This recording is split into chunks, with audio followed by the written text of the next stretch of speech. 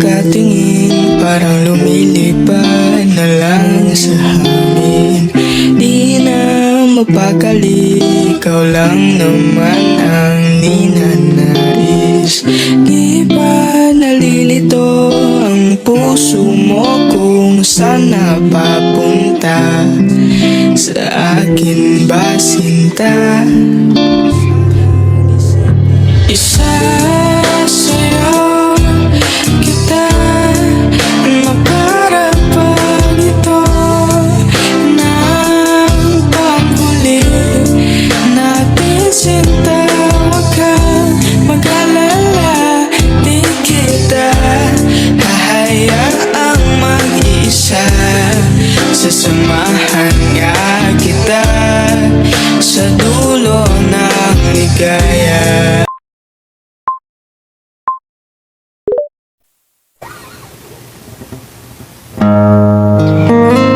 Sa pag-ibig na ipinagbabawal, handa ka bang sumugal kung ang kapalit nito ay ang iyong dangal? Mula sa nobela ni William Shakespeare, inihahandog ng 10 Eucalyptus Entertainment. Ating tunghayan ang pag-iibigan ni Romeo at Juliet. Ang kwento ni Romeo at Juliet ay nagsimula sa Verona, Italia, kung saan nakatira ang maimpluwensyang pamilya. Pamilya na sumumpang maging magkaaway.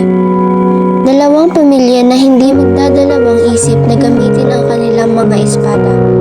Ito ay ang mga Montagues at mga Capulets.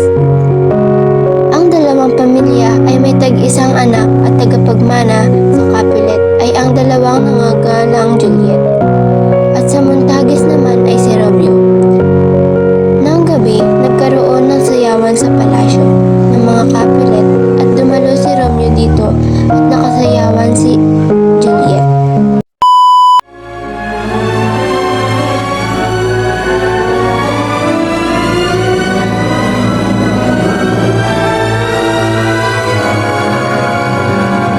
Huminto ata ang puso ko. Sadyang nalimutan ng tulugo. Hindi ka ba mamamatay yan kung totoo iyan? Ano nga ba ulit ang pangalan mo? Ako ay isang ismasambang kaibigan. At ikaw ang aking manaling lugar. Ngayon ay ipasa mo na sa akin ang iyong kasalanan. Akin na at babangin ko.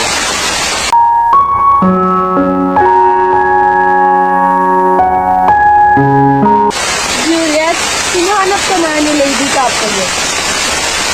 Yet, napakagandang pangalan. Ngunit bakit siya hinahanap ni Lady Capulet? Dahil siya ang kanyang ina.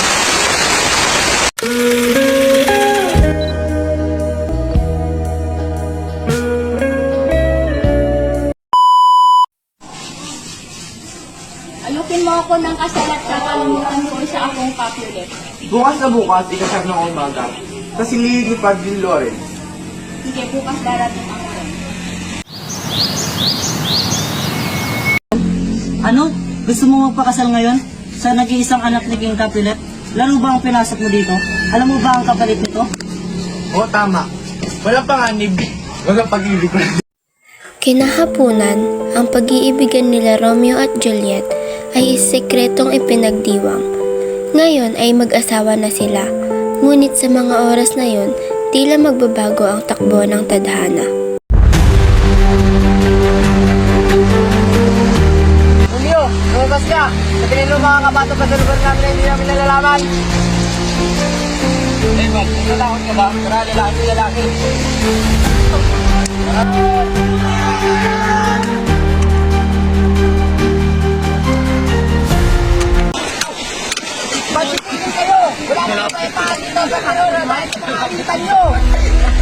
At namatay nga si Mercutio. Makinig ka sa akin, maging iba ka sa kanila. Huwag mong hayaang kainin sa pagkamuhi ang pagmamahal, kaibigan.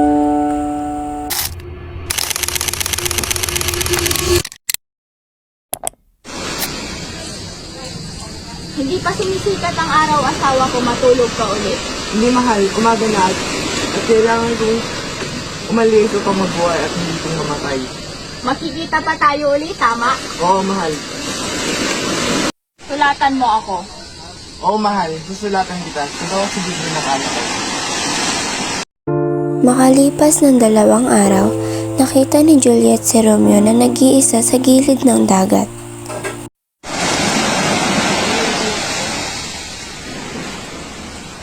Langit na ba ito? Dapat pala kanina ko pa ininom ang lato. Romeo! Hindi! Anong lason? Anong ginawa mo? Natatandaan mo ang sinabi ko sa'yo.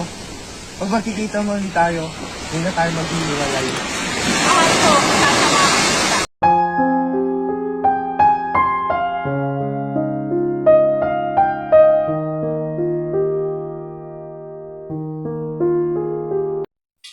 Ngayong gabi, ang buwan ay nahihiya ng magpakita.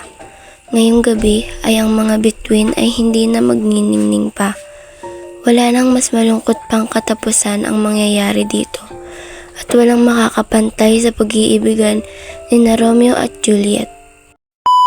Sa bawat pagharap natin sa salamin, minsan hindi lang refleksyon ang bumabalik, pati ang mga masasakit na alaalang pilit nating kinakalimutan, ang mga multo ng ating nakaraan.